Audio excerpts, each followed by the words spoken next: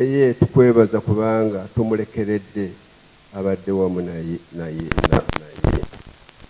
Twagala okukwebaza olw'obukuumi bw'omutaddeko, amagezi g'omuwadde n'engeri gy'ayinza okuddamu ebibuuzo ebizibu nga bamubuuzizza n'abyanukula.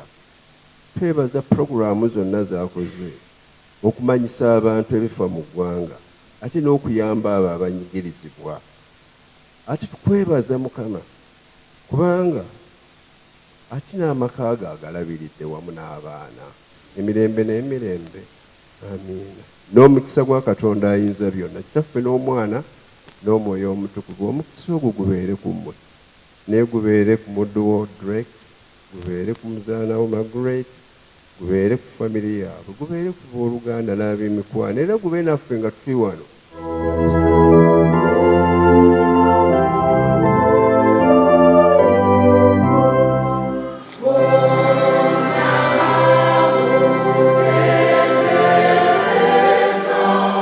Ate bw'oyagala okutegeera bwakumenyesa omulundi abeere master of ceremony w'omukolo gwo, ojja kumulaba bwatabukira buli omu ali awo.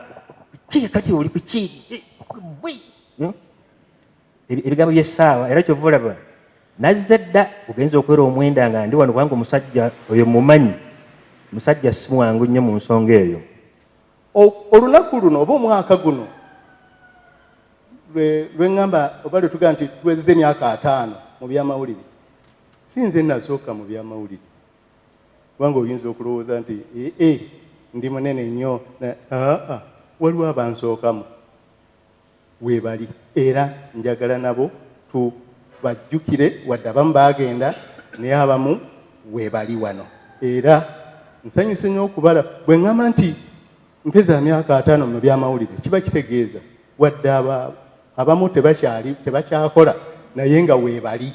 Bannange bonna bwe twali nabo mu Buyeekera mu gurupu yaffe nga batugiyita Uganda Human Rights Group, bonna twakomawo wano mu bakomawo 9, nze nakomawo 8, naye nasanga bonna bali mu gafo.